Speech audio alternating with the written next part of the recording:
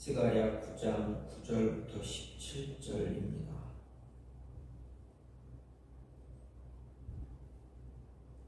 시온에 따라 크게 기뻐할지어다. 예루살렘에 따라 즐거이 부를지어다. 보라, 내 왕이 내게 임하시나니 그는 공의로우시며 구원을 베푸시며 겸손하여 나귀를 타시나니 나귀의 작은 것 곧 나귀 새끼니라. 내가 에브라함의 명보와 예루살렘의 말을 끊겠고 전쟁하는 활도 끊으리니 그가 이방 사람들에게 화평을 전할 것이요 그의 통치는 바다에서 바다까지 이르고 유브라데 강에서 땅끝까지 이르리라. 또 너로 말할진대 내 언약의 피로 말미암아 내가 내 갇힌 자들을 물없는 구덩이에서 놓았나니 갇혀 있으나 소망을 품은 자들아 너희는 요새로 돌아올지니라. 내가 오늘도 이르노라. 내가 내게 갑절이나 갚을 것이라. 내가 유다를 당긴 활로 삼고 에브라임을 끼운 화살로 삼았으니 시온아 내가 내 자식들을 일으켜 헬라 자식들을 치게 하며 너를 용사의 칼과 같게 하리라. 여호와께서 그들을 위해 나타나서 그들의 화살을 번개같이 쏘아내실 것이며 주 여호와께서 나팔을 불게 하시며 남방 회오리 바람을 타고 가실 것이라. 만군의 여호와께서 그들을 호위하시리니 그들이 원수를 삼키며 물맷돌을 밟을 것이며 그들이 피를 마시고 즐거이 부르기를 술 취한 것 같이 할 것인즉 피가 가득한 동이와도 같고 피 묻은 제단 모퉁이와도 같을 것이라. 이날에 그들의 하나님 여호와께서 그들을 자기 백성의 양떼같이 구원하시리니 그들이 왕관의 보석같이 여호와의 땅에 빛나리로다. 그의 형통함과 그의 아름다움이 어찌 그리 큰지 곡식은 청년을 새 포도주는 처녀를 강건하게 하리라. 아멘. 오늘 말씀 스가랴 9장 9절부터 17절 말씀입니다. 오늘 말씀을 보면 한 겸손한 왕이 임할 것이다, 임하게 될 것이다. 그 왕이 너희에게 은혜를 주고 회복하게 하실 것이다 라는 것이 스가랴 선지자의 말입니다. 이런 말씀 가운데 오늘 말씀 좀 간단하게 생각하면 9절 10절은 겸손한 왕이 도래할 것이고 또 그 왕은 온 세상을 평화롭게 다스릴 것이다 라는 것을 이야기합니다. 세상을 평화롭게 다스릴 수 있는 그 근거가 무엇이냐 할 때 선지자는 분명하게 이야기합니다. 그분은 공의로운 분이다. 그리고 구원을 베푸시면서 나귀의 새끼를 타시는 분이다 라는 것을 말합니다. 이 모습은 앞에서 1절부터 7절에서 묘사된 열방을 심판할 그런 헬라 제국의 알렉산더 대왕의 화려하고 위협적인 모습과는 대조를 이루는 그런 모습입니다. 또한 오늘 말씀 이후에 11절부터 17절 말씀을 쭉 보게 되면 겸손한 왕이 오심으로 인해서 하나님께서 선민 이스라엘 백성들에게 주실 크신 은혜 회복에 관한 예언을 이야기합니다. 즉 예수님께서 흘리실 언약의 피에 근거해서 갇힌 자들을 해방시키고 그들에게 축복을 베풀어 주시면서 또 원수들에 대한 승리를 이야기하시고 영광과 형통을 누리게 하실 것이다 라는 예언입니다. 여기서 예수님에 대한 예언이 그가 오시기 전 수백 년 전에 주어졌다라는 것은 그 예언이 정확하게 성취된 것을 확인할 수가 있습니다. 그래서 복음서의 기자들은 이 말씀을 스가랴 9장의 말씀을 오늘 본문의 말씀을 많이 인용함으로 인해서 예수님의 오심에 대해서 이야기합니다. 어쨌든 오늘 말씀을 보면서 우리가 생각해 볼 수 있는 것은 분명 앞에서 좀 전에도 말씀드렸듯이 왕이 오셨다라는 것입니다. 이스라엘 백성에게 우리에게 왕이 오신다라는 것. 그럼 왕이 오시면 그 왕은 우리에게 무엇을 주시는가 볼 때 바로 평강과 구원을 베푸신다라는 것입니다. 오늘 본문은 예루살렘에서 다스릴 한 왕의 오심과 그 왕으로 말미암아 하나님의 백성들의 승리와 축복에 관한 이야기입니다. 그 가운데서 특히 9절은 예루살렘에서 이스라엘을 다스릴 왕의 오심에 대한 예언입니다. 바로 시온에 따라 크게 기뻐할지어다, 예루살렘에 따라 즐거이 부를지어다 라는 말로 시작하고 있는데, 왜 스가랴 선지자는 예루살렘을 향해서 크게 기뻐하고 즐겁게 외칠 것을 이야기하는가? 그것은 바로 왕이 오시기 때문이다라는 것입니다. 여기서 왕이 임한다는 것은 이방의 압제 가운데 있는 이스라엘이 다시금 주권을 소유한 하나의 독립국가가 될 것이다라는 의미입니다. 과거 우리나라도 35년간 그런 압제에 있었지만, 압제에 있다가 해방되어 정부를 수립하게 됐을 때 참 기뻐했습니다. 모든 백성들이 기뻐서 거리로 뛰어나와 독립만세를 외쳤습니다.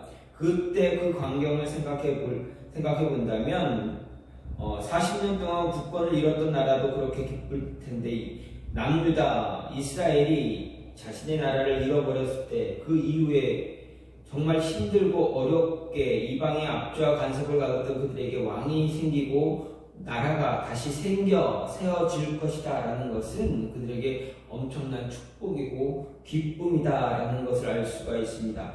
하지만 여기서 말하는 왕은 한 나라가 주권 독립국가임을 상징하는 그런 의미의 왕이 아니다 라는 것을 잊지 말아야 합니다. 여기서 예루살렘에 임할 왕은 영적인 왕, 즉 예수 그리스도를 이야기하고 있습니다. 바로 하나님의 아들이고 하나님의 택한 백성인 영원한 왕이신 예수 그리스도를 말합니다. 마태와 요한은 오늘 이 구절을 인용하면서 예수님께서 나귀를 타시고 예루살렘으로 승리 입성하시고 또 많은 백성들이 호산나 하고 외치는 것을 보고 이 예언이 성취되었다라고 분명하게 선언합니다. 예수님은 오시기 전 500년 전 스가랴가 예루살렘에 임할 것을 예언한 바로 그 왕입니다. 또한 그는 그가 오시기 전 약 700년 전에 미가가 베들레헴에서 나실 것이다 라고 예언했던 바로 그 왕이기도 합니다. 이러한 예수님은 세상의 많은 왕들과는 전혀 다른 그런 왕입니다. 세상의 왕은 어떻습니까? 주권을 독립하고 주권을 갖고 있는 국가의 상징입니다. 백성들을 보호하긴 하지만 허물과 약점이 있고 능력의 한계를 가지고 있는 그러한 왕입니다. 혹은 또다시 혹은 폭군이 되기도 하고 또 그보다 못한 왕이 되기도 합니다. 어쨌든 세상 나라의 왕은 자기 백성에게 참 완전한 구원과 평강을 주지 못할 때가 참 많습니다. 그들도 백성에게 구원과 평강을 주지 못할 때 많습니다. 하지만 그들에게 구원과 평강을 주기도 하긴 하지만, 어쨌든 그것은 그들이 주는 그 구원과 평강은 일시적이고 불완전한 것임을 볼 수가 있습니다. 하지만 예수님은 전혀 다른 왕이다라는 것을 우리는 알 수가 있습니다. 그분은 죄와 허물이 전혀 없고 거룩하고 완전한 분이기 때문에 한계도 없고 능력이 무한한 그러한 왕입니다. 그렇기에 예수님은 자기 백성들에게 참되고 영원한 구원과 평강을 베푸실 수 있다라는 것입니다. 그래서 예루살렘을 향해 크게 기뻐하고 즐거워 외치라 한 것도 이스라엘이 주권 독립국가가 될 것이기 때문이 아니라 그들 가운데 임할 예수님께서 겸손한 마음으로 공의로 자기 백성을 다스리고 그들에게 영원한 구원과 평강을 베풀 것이기 때문입니다. 예수님은 자신을 왕으로 영접해서 섬기는 그러한 자들에게 구원을 주시고 참된 평강을 베푸시는 그런 왕입니다. 그래서 예수 왕이 오시면, 왕이 왔을 때 우리가 붙잡아야 할 것이 무엇인가 라고 하는 것을 생각해보면 바로 복음의 무기입니다. 10절 말씀은 예루살렘에서 왕으로 임하실 그리스도께서 온 세상에 미치는 그런 화평의 나라를 건설할 것을 이야기하고 있습니다. 근데 말씀을 보면 하나님은 내가 에브라임의 병거와 예루살렘의 말을 끊겠고 전쟁하는 활도 끊는다라고 말하고 있습니다. 여기서 에브라임과 예루살렘은 온 이스라엘을 이야기합니다. 그리고 병거와 말, 전쟁하는 활, 이것은 군사력 또는 무기를 이야기합니다. 그렇다면 하나님께서 이스라엘 가운데 군사력이나 무기를 제하신다는 것은 무엇을 의미하는가 생각해 볼 때 예수님께서 건설하실 화평의 나라는 군사력이나 무기, 힘과 같은 무력으로 건설되는 것이 아니다라는 것을 이해할 수가 있습니다. 사람들은 화평이 평화가 강력한 군사력이나 무기를 갖출 때, 힘을 가지고 있을 때 보장된다 생각하기도 합니다. 구약시대에서 이스라엘 백성들 또한 이러한 생각을 가지고 있었습니다. 그렇기 때문에 당시 이스라엘 백성들은 자기들 스스로의 군사력을 더 증강하려고 했고, 그것이 안 되면 주변 나라와 동맹을 통해서라도 이를 보장하려고 했습니다. 하지만 평화가 그렇게 강력한 군사력이나 무기로 보장되는가 생각해 보면 결코 그렇지 않다라는 것을 알 수 있습니다. 이스라엘의 역사나 세계 역사에 확인할 수 있는 것은 군사력이나 무기로는 절대로 평화가 보장되어지지 않는다라는 것입니다. 평화는 군사력이나 무기로 주어지는 것이 아닙니다. 그래서 예수님은 칼을 가지는 자는 다 칼로 망한다라고 말씀하시면서 군사력은 일시적인 평화를 만들 수 있지만 궁극적으로는 평화의 걸림돌이 되고 만다라는 것을 또한 우리에게 말합니다. 핵무기를 개발한 것은 지금의 현재 핵무기를 개발한 나라 미국이지만 그 나라가 최강이라 이야기하지만 결코 그 핵으로 인해서 온 세상이 평화를 누리고 있다라고 말할 수는 없습니다. 한 나라가 자국의 평화를 위해서 새로운 무기를 개발하면 어떻습니까? 경쟁국 내지 적대하는 나라는 어떻게 해서든지 또다시 그에 필적한 무기를 만듭니다. 아니면 더 강한 무기를 만드는 것이 지금의 현실입니다. 그렇게 군사력 그 자체는 평화를 주기는커녕 오히려 불안과 위협을 주게 됩니다. 근데 예루살렘에 오신 예수 그리스도는 오늘날 우리 사람들이 어떤 무기를 통해서도 보장할 수도 누릴 수도 없는 그런 화평을 이루신 분입니다. 그 하나님께 원수된 자들을 하나님과 화평하게 하셨고 반목과 질시로 가득한 사람들로 하여금 하나가 되게 하시고 화평하게 하신 것입니다. 이를 감안하면 그 예수님은 실로 오늘날 최고의 파괴력을 가진 그런 무기보다 강력한 그 무기를 소유하고 계신 분임을 알 수가 있습니다.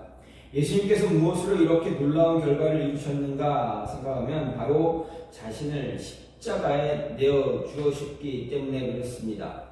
예수님은 자신의 몸을 십자가에 내어 주심으로 인해서 우리로 하여금 하나님과 화평을 누리고 또 서로 원수되었던 이들과 화목하게 하신 것입니다. 그런데 예수님은 이런 화평의 나라 확장을 위해 우리에게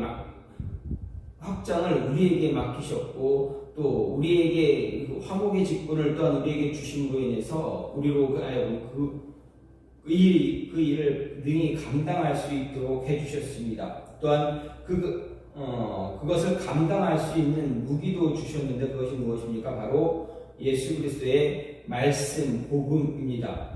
복음으로 예수님께서는 모든 것을 평화롭게 화평하게 이루셨고 또 우리로 하여금 그 복음을 통해서 더 화목하게 화평하게 하나 되게 하라라고 말씀하신 것입니다.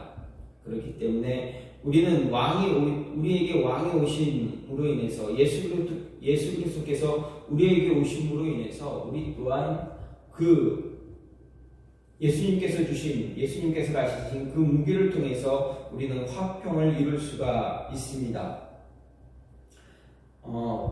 또한 하나님이 왕이 오시면 왕이 옴으로 인해서 우리는 어떻게 합니까? 우리를 왕이 오심으로 인해서 세상이 우리를 어떻게 해할 수 있는 것이 아무것도 없다라는 것입니다. 다시 말하면 하나님의 구원의 은혜를 받은 우리는 세상 무엇으로도 세상 그 무엇도 우리를 해할 수가 없다라는 것입니다. 12절 말씀을 보면 갇혀 있으나 소망을 품는 자들아 너희는 요새로 돌아올지니라 내가 오늘도 이르노라 내가 내게 갑절이나 갚을 것이다 라고 이야기하고 있습니다. 여기서 갇혀 있으나 소망을 품은 자들은 갇힌 중에 소망을 품었던 자들을 이야기합니다. 이들은 현재 갇힌 바 된 자들이 아닙니다. 이들은 과거에 갇혔던 자였지만 현재는 그들과 맺으신 언약의 피로 인해서 하나님께서 물없는 구덩이에서 놓으신 그러한 자들입니다.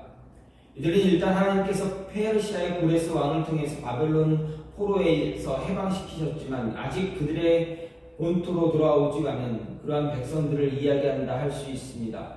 물론 이들은 궁극적으로 오늘 말씀의 문맥상을 보게 되면 바벨론에서 해방된 자들이 예표하는 하나님께서 그리스도의 속죄의 피를 통해서 죄의 결박으로 해방시킨 자들을 지칭합니다. 하지만 이들을 갇혀 있는 자로 소개하는 것은 그들이 하나님의 택함을 받고 그리스도의 대속으로 말미암아서 구원받을 자들이나 현실적으로 그 구원의 은혜가 베풀어지는 교회 안에 아직 들어오지 않았기 때문입니다. 예수님께서도 이 우리에 들지 아니한 다른 양들이 내게 있어 내가 인도해야 할 터라고 분명하게 요한복음 10장에서 말씀하셨습니다. 바로 이들이 오늘 말씀에서 지적하고 있는 갇혀 있으나 소망을 품는 자들이라 할 수 있습니다. 하나님은 그들을 부르시며 요새로 돌아오라 명령하셨습니다. 그렇다면 여기서 요새라는 것은 무엇입니까? 바로 하나님 자신을 이야기합니다. 즉 하나님이 베푸시는 그러한 구원의 은혜 또는 그리스도의 구원의 통로인 교회를 이야기합니다. 성경은 하나님에 대해서 자기를 의뢰하는 자, 그 구원을 소망하는 자의 산성과 방패와 피난처 그리고 반석이 되신다 분명하게 말씀하셨습니다. 이것은 하나님의 구원을 소망하여 하나님께 나아온 사람들, 그래서 하나님의 구원의 은혜를 받은 자가 하나님으로 말미암아 온전히 보존될 것이고 누구도 그를 해하거나 멸할 수 없다라는 것을 분명하게 이야기하는 것입니다. 이러한 말씀을 우리가 굳게 붙들어야 할 이유가 무엇인가 생각해 보면 세상에서 가장 힘을 가진 세력이 누구인가 생각할 수가 있습니다. 두말할 나위 없이 우리를 대적하고 있는 사망 권세로 사람들을 위협하고 공격하는 그러한 세력입니다. 세상 누구도 사망이라는 위협과 공격 앞에서 두려워 떨 수밖에 없고 굴복당할 수밖에 없습니다. 그것을 막아설 어떤 방벽도 요새도 세상에 존재하지 않습니다. 사단은 그야말로 가장 강력한 힘을 갖고 있고 가장 강력한 무기, 최고의 무기를 갖고 사람들을 공격합니다. 하지만 이런 공격에 대해서 능히 안전을 보장받을 수 있는 요새, 바로 하나님 품 아닙니다. 예수님 아닙니다. 하나님은 자기 신의 백성들을 위해서 이 요새를 만들어 주셨습니다. 바로 예수님을 통한 구원입니다. 하나님 자신의 아들 예수 그리스도를 통해서 온전한 구원의 반석을 마련하셨고 생명의 영이신 성령으로 그 백성들을 인치셨습니다. 그래서 그의 구원의 은혜 안에 들어온 우리들 성도들은 하나님이 예비하신 온전한 생명 안에 철저하게 보존되고 어떤 세력도 심지어 그토록 강한 사망의 권세를 가진 권세라는 병기로 공격하는 그 세력도 하나님의 구원의 요새 안에서는 어떤 힘을 발휘할 수가 없게 됩니다. 그래서 우리가 진정한 안정과 평안, 생명을 누리며 살기 위해서 하나님의 구원, 하나님 품으로, 하나님 안으로 들어와서 그 안에서 고백하고 그 요새 안에 거하는 것뿐입니다. 하나님 구원의 요새 안에 거하며 하나님의 온전한 보호를 받는 삶을 산다면 우리는 이전에 우리를 그토록 무기력하게 하고 두렵게 하는 사망의 권세 앞에서도 바울 사도가 이야기한 것처럼 사망아 너의 승리가 어디 있느냐, 사망아 내가 쏘는 것이 어디 있느냐라고 담대하게 선포하는 그러한 삶을 살 수 있게 될 것입니다. 오늘 말씀 스가랴 선지자는 오늘 말씀을 통해서 우리에게 한 왕, 임했다라고 이야기합니다. 이 왕이 우리 안에 임하게 되면, 이 왕이 우리에게 임할 때 우리는 어떻게 하는가? 우리는 그 왕 안에 거함으로 인해서 보호를 받을 수 있습니다. 보호받는 우리에게 어떤 것도 우리를 해할 수 없는, 우리를 능히 해칠 수 있는 것이 아무것도 없다라고 분명하게 이야기해주고 있습니다. 그리고 그 왕이 우리 안에 있을 때, 우리가 그 왕 앞에 있을 때 우리에게 가장 큰 무기는 복음이 됩니다. 예수님께서 우리에게 주신 그 복음을 통해서 우리가 승리할 수가 있는 것입니다. 그리고 그 왕으로 인해서, 우리에게 오신 그 왕으로 인해서 우리가 평강과 구원을 얻을 수가 있습니다. 선지자는 분명 우리에게 말하기를 왕이 오심으로 인해서 우리가 평강과 구원을 누리고 그 복음을 통해서 세상에서 우리가 힘을 얻을 수 있는, 또 세상이 어떤 세력도 우리를 해할 수 없다라는 것을 분명하게 이야기하고 있습니다. 저와 여러분 안에 분명히 한 왕이 오셨습니다. 그 왕을 통해서 우리의 삶에 평안과 구원이 임하고, 또 말씀을 통해서 세상에서 승리할 수 있는 그러한 모습이 있기를 간절히 소망합니다. 이 시간 같이 기도하기를 원합니다. 하나님, 우리에게 오신